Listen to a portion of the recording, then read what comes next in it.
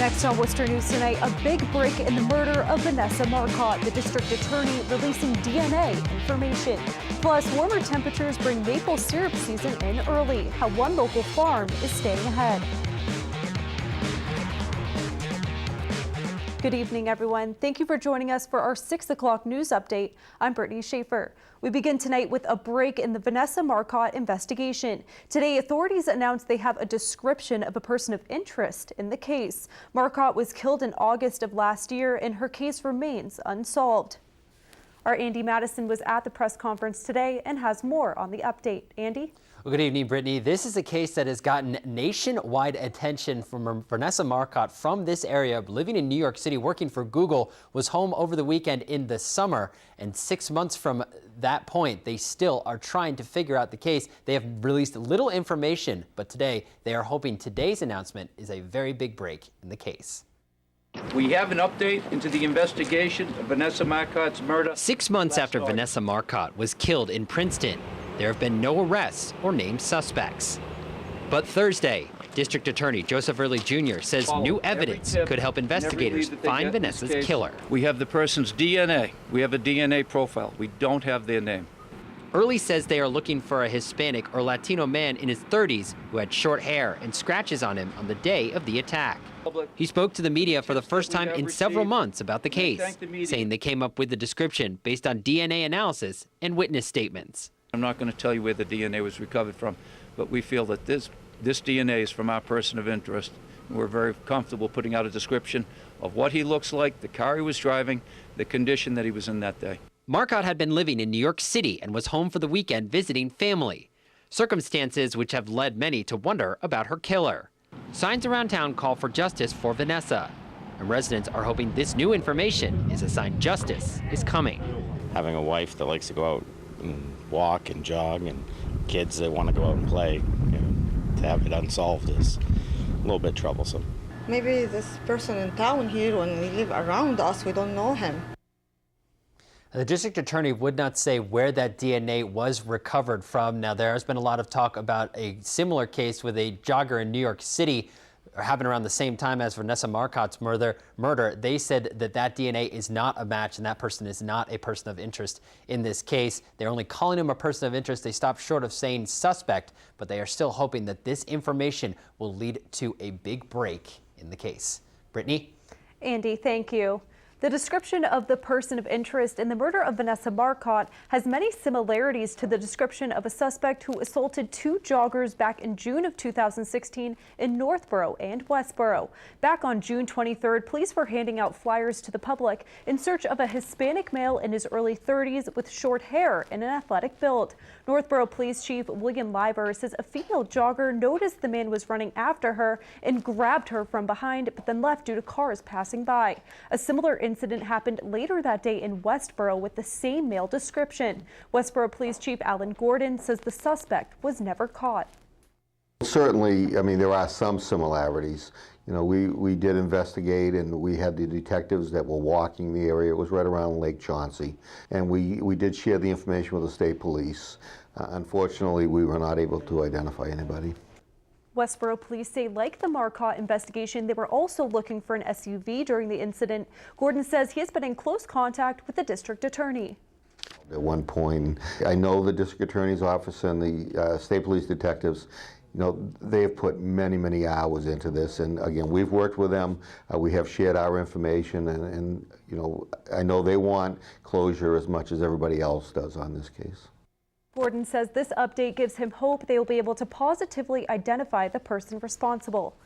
Record-breaking temperatures brought many outside at the Wooster Common Oval today. The temperature got to 64 degrees today, beating the old record high back in 1990. On a day that feels like spring, the Common has a new feature that is sure to bring out many Patriots fans. Our Catherine Andrioli has the details.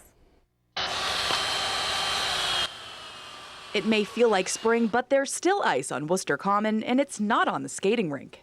We set up thousands of sculptures every year in ballrooms that are 75 to 80 degrees, and they last 8 to 10 hours. So this is no different than doing a sculpture indoors. Don Chappelle owns Brilliant Ice Sculptures. Today he carved a fan favorite, an ice sculpture of Patriots quarterback and Super Bowl MVP Tom Brady. We'll do the Lombardi Trophy as well, so people can stand next to Tom Brady with the actual Lombardi Trophy made out of ice. Spring-like temperatures brought many outside to enjoy the sun during school vacation week. Well, we're on school vacation, so it's the perfect time to have this kind of weather, and then you can meet up with friends and have lunch outside. So. Some of the business owners here at Wooster Common say the warm temperatures bring a lot more business to them on Wooster Common. They're hoping for more warm temperatures in the forecast. Oh yeah, what a difference it makes. You get above 50 degrees and the Worcester Common comes alive. It's just awesome. Warm temperatures are in the forecast this weekend, so if you find yourself downtown and want to take a picture with Tom Brady, he will be on Wooster Common until he melts. Go Patriots! In Worcester, Catherine Andrioli, Worcester News Tonight. Now, this is the 5th Tom Brady the Sculptor has carved this year, and he hopes to do many more events like this one. And while the ice sculpture of Tom Brady wasn't melting, the ice on Lake Quinsigamond was. Fire officials are warning the public to stay off of lakes and ponds Thursday, and Lake Quinsigamond showed why. The lake had a thin layer of ice in some spots and open water in others. Lake Quinsigamond is a popular rowing spot, and if the warm temperatures continue, crew teams may be able to get in some early practice this year. It's that time of year again for making maple syrup. A local sugar house is hard at work producing the syrup despite the warmer temperatures. Our Roslyn Flaherty spoke with the owners of the maple farm today and has more. Roslyn?